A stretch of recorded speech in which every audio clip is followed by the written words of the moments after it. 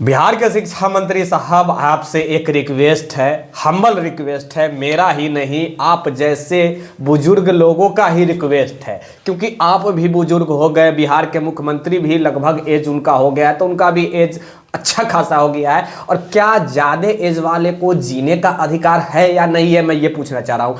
बिहार के वैसे शिक्षक अभ्यर्थी जिनका एज 40 हो गया है, 45 हो गया है, 50 हो गया है, क्या वो लोग मास्टर नहीं बने? जब आप 70 के एज में मुख्यमंत्री रह सकते हैं, 70 के एज में जब आप विधायक बन सकते हैं, सांसद बन सकते हैं, यानी कि आप कुछ भी राजनीति का खेल खेल सकते हैं, कुछ भी बन सकते हैं राजनीतिक में, तो भैया क्या मास्टर बनने का हक आप छीन लिए हैं? एक तो आप लंबे समय से जो है बहालियां नहीं ला रहे थे, जब बहालियां लाना स्टार्ट किए हैं तो खाना खाने का मौका नहीं दे रहे हैं, सांस लेने का मौका तक नहीं दे रहे हैं, पढ़ने का मौका तक नहीं दे रहे हैं, और साथ ही जिनका एज ज़्यादा हो गया उनको एज रिलैक्सेशन नहीं दे रहे हैं। ये तो भैया हद वाली बात हो जाएगी। अब जिनका एज 1 साल 2 साल 5 साल से छूट रहा है वो क्या करे? जीना छोड़ दे? क्या आप सप्लीमेंट्री रिजल्ट अगर आप दे चुके होते तो न जाने कितने युवाओं का, युवा ही मैं उसे कहूँगा, उन बेचारों का जिनका एज ज़्यादा हो गया है, नौकरी नहीं लगा है, तो वो भी एक बेरोजगार युवा है, अनएम्प्लॉयमेंट स्टूडेंट है, तभी आपके पास नौकरी करने के लिए नजर रहा है भैया कि बिहार में शायद हम मास्टर 5 दिन के लिए बन जाए, शायद बन जाएंगे, मरने से पहले एक जो है कलंक बेरोजगारी का वो खत्म हो जाए। लेकिन नहीं, आपको तो ये नागवार गुजर रही है भैया। क्यों आप देंगे इस प्रकार का जो भी है एज रिलैक्सेशन? मिनिमम अगर आप 1 से 2 बार भी अगर आप एज रिलैक्सेशन दे देंगे और एक बार अनाउंसमेंट कर दीजिए कि इसी बार मैं दे रहा हूं एज रिलैक्सेशन, या फिर इसके बाद मैं दूंगा या नहीं दूंगा एज रिलैक्सेशन, ये तो क्लियर कर दीजिए ताकि डर जाए आने वाले समय में लोग जो है वो इसी में जो भी है जी जान लगाकर कम से कम सिलेक्शन ले ले। लेकिन नहीं, आप ना ही क्लियरेंस कर रहे हैं कि भैया अब चलिए बहाली आप समय से समय टू समय ले रहे हैं, ये अब अच्छी बात है कि बिहार में कुछ हो या ना हो, कम से कम रोजगार और नौकरी पे ध्यान दिया जा रहा है, बेरोजगारों को कम से कम रोजगार दिया जा रहा है। लेकिन जिनका एज ज्यादा हो गया है, क्या ये उनकी गलती है या फिर ये प्रकृति की गलती है या फिर ये आपकी गलती है? मैं तो कहूंगा कि नेचर के साथ साथ आपकी भी गलती है।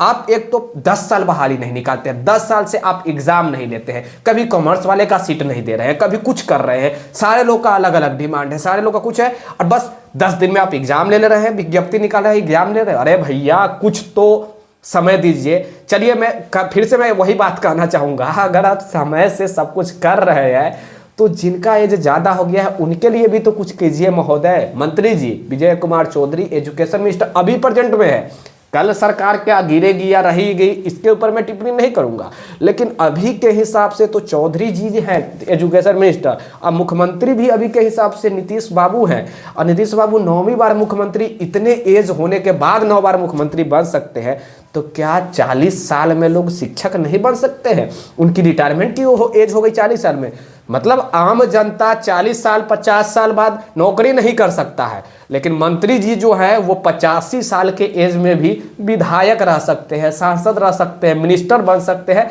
हो सकता है तो सीएम और पीएम भी बन सकते हैं। ये है हमारे बिहार की राजनीति। महोदय आपसे रिक्वेस्ट होगा कि कम से कम एज रिलैक्सेशन पे विषय छोड़ दीजिए। ये वीडियो मैं किसी के रिक्वेस्ट पर ही बना रहा हूँ, बड़ी रिक्वेस्ट करा। आप लोग 40 साल के व्यक्ति, 50 साल के व्यक्ति, 48 साल के व्यक्ति हमारे पास जब कॉल करते हैं, 45 साल के व्यक्ति, 40 साल के व्यक्ति, कि भैया आप मेरे लिए आवाज़ उठाइए, मुझे भी शर्म लग जाता है कि मुझे लोग भैया कहता है कि सर आप मेरा आवाज़ उठाइए। अब मैं क्या ही कर सकता हूँ, मैं पाप तो आपके तरह नहीं ले सकता, आप मंत्री हैं, मंत्री जितना गलत काम करेगा भैया उतना बड़ा पोस्ट पर जाएगा। हम तो भैया आम नागरिक है, हमसे जब रिक्वेस्ट किया जाता है तो आंख में भैया आंसू भी आ जाता है, रियल बात है। जब 40 साल और 50 साल के व्यक्ति जब रिक्वेस्ट करता है फ़ोन कर पर कि भैया हमारा लास्ट समय था, सप्लीमेंट्री में नहीं दिया गया, सप्लीमेंट्री छूट गया, अब एज रिलैक्सेशन नहीं दिया जा रहा है, हम न रहे घर का न घाट का, बच्चा भी अब हमें ताना दे रहा है। क्यों न दे भैया? अब पढ़ते पढ़ते पढ़ते सर का पूरा बाल उड़ा लिए, पढ़ते पढ़ते आधा खेत भी बेच दिए, पढ़ते पढ़ते पढ़ते 45 साल का भी हो गए, अब पढ़ते पढ़ते पढ़ते बच्चा भी जवान हो गया, शादी ब्याह हो गया बच्चा का भी। अब क्या करें वो? अब तो लेबर मजदूरी का काम भी नहीं कर सकता है। ज़्यादा पढ़ने के बाद जो होता है ना इंसान का, वो थोड़ा शर्म ज़्यादा आने लगता है भैया। वो सही प्रकार से कोई छोटे काम, जैसे कि छोटा काम मैं कहूँगा, नीचे तबके के जो काम होता है जैसे लेबर ग्रेड का काम करना, तो वो भी वो नहीं ना कर सकता है भैया। इससे अच्छा है कि आप साफ कह दीजिए कि एक बार अनाउंसमेंट कर दीजिए ना कि 30 साल बाद तुम लोग को हम नौकरी नहीं देंगे। चाहे ये भी अनाउंसमेंट कर दीजिए कि हम 5 बार और एज रिलैक्सेशन दे देंगे, और उसके बाद हम एज रिलैक्सेशन नहीं देंगे। जिसको नौकरी लेना है ले लो, नहीं तो झाल बजाते रहना। कम से कम ये भी तो अनाउंसमेंट कर देते, लेकिन नहीं। कौन आएगा कौन जाएगा ये कोई था पता नहीं है। सरकार बुढ़ाड़ी तक रहनी चाहिए, जब तक हम मर न जाए तब तक हमारी सरकार चलनी चाहिए बिहार में। लेकिन बेरोजगार जो है वो 40 साल 30 साल में रिटायर हो जाए, एज उसको ओवर कर दिया जाए, चाहे जैसे भी हो, लेप्स करके एज को लेप्स करके आगे बढ़ा दिया जाए। यानी कि जिनका नौकरी होने वाला होता है उनको भी कहा जाता है भैया कि हम 4 साल बाद नौकरी निकालेंगे। तब तक पता चलता है कि उन 4 साल में कितना हजार और कितना लाख लोग जो है ओवर एज हो जाते हैं, यानी कि छट जाते हैं। अब वो जो छट गए उनकी परिवार का क्या होगा? अब जो छट गए उनका क्या होगा? बुढ़ारी में तो बाल बच्चा लाठी न मारेगा भैया। तो महोदय आपसे हम्बल रिक्वेस्ट है, मंत्री जी महोदय, मिनिस्टर महोदय, वही मंत्री या मिनिस्टर कहा गया भाई, वही उनसे मैं कहना चाहूँगा। साथ है चेयरमैन साहब नए आए हैं, उनसे भी हम्बल रिक्वेस्ट है, आप भी सजेस्ट कीजिए। सर आप एक IAS है और स्टूडेंट का दर्द आपसे बेटर मंत्री साहब तो खैर समझ ही नहीं सकते हैं, तो आप भी सजेस्ट कीजिए। हम लोग तो प्रयास में हैं ही कि कम से कम कुछ हो जाए इन बुजुर्ग लोगों को, बुजुर्ग स्टूडेंटों को जिनका एज ओवर हो गया है।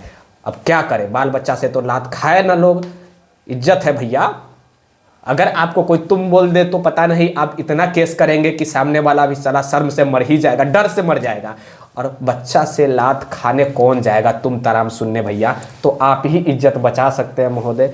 मंत्री महोदय आपसे हम्बल रिक्वेस्ट है, अगर मैं ज़्यादा कुछ बोल दिया हूँ या फिर आपको बुरा ज़्यादा लग गया हो तो इसके लिए क्षमा प्रार्थी हूँ। लेकिन हकीकत यही है, मेरे पास जब लोग कॉल करते हैं, कल ऐसा हुआ कि मेरे पास 45 साल के लोग कॉल किए। भैया आप ही मेरा एक जो है आवाज़ उठा सकते हैं, कोई नेशनल चैनल भी आवाज़ नहीं उठा रहा है। आपसे हम्बल रिक्वेस्ट है, हम लोग का आवाज़ उठाइए। भैया बोलते हैं, अब मैं क्या कहूँ भैया, सर बोलते हैं, अब मैं क्या कहूँ। चलिए सर तो एक पोस्ट है तो चलिए भाई बोल देते हैं, भैया बोलते हैं, बड़ी शर्म लगता है यार। सही बता रहा हूँ, ईमानदारी से बता रहा हूँ। अगर कोई बुजुर्ग आपको भैया बोले तो क्या आपको शर्म नहीं लगेगा? सर तो एक पोस्ट है कि सर आप किसी को बोल सकते हैं, चाहे वो 20 साल का नवयुवक हो या फिर 80 साल का बूढ़ा हो। सर अगर पोस्ट है तो आप उसे बोल सकते हैं। लेकिन ये बड़ी दुर्भाग्य की बात है महोदय, यही बुजुर्ग आपको वोट देंगे, साथ में इनका बेटा पोता पुतोह भी वोट देगा, पुतोह भी होगी घर में तो होगी ही, वो भी वोट देगा, पोता पोती से भी वोट दिलवाएंगे यही। तो महोदय इनके लिए भी कुछ कीजिए, आपसे हम्बल रिक्वेस्ट है। खासकर जय कुमार चौधरी जी से शायद मैं ये वीडियो उनको कोशिश करूंगा कि डायरेक्ट उनको ट्वीट किया जाए, और उनके पास मैं तो खैर मिलते ही रहता हूं। आप लोग को भी लगे जिस प्रकार की एक्टिविटी करना आपके लिए, तो महोदय आप लोग भी अपने तरफ से प्रयास कीजिए। एक व्यक्ति के बदौलत मत बैठिए, हम आपके लिए कोशिश कर सकते हैं, किसी से झगड़ा तो नहीं ना कर सकते हैं, नहीं तो पता हो जाएगा कि अगला जेल में मैं ही मिलूंगा। तो ये सब मुझे भी सोच समझ कर करना है भैया। धन्यवाद मंत्री महोदय, आपसे एक बार फिर से हम्बल रिक्वेस्ट, जरूर इन लोगों के लिए कुछ कीजिए। बुढ़ारी में कहीं का अब ये लोग नहीं हैं, आगे आप ही इनके सहारा है। इनके बगैर आप भी बीच में नहीं ही चलिएगा, क्योंकि ये है तभी आप है, और आप है तो भैया कुर्सी है। यही सब बातों के साथ अपनी बातों को मैं ख़त्म करना चाहूँगा। ये ज़्यादा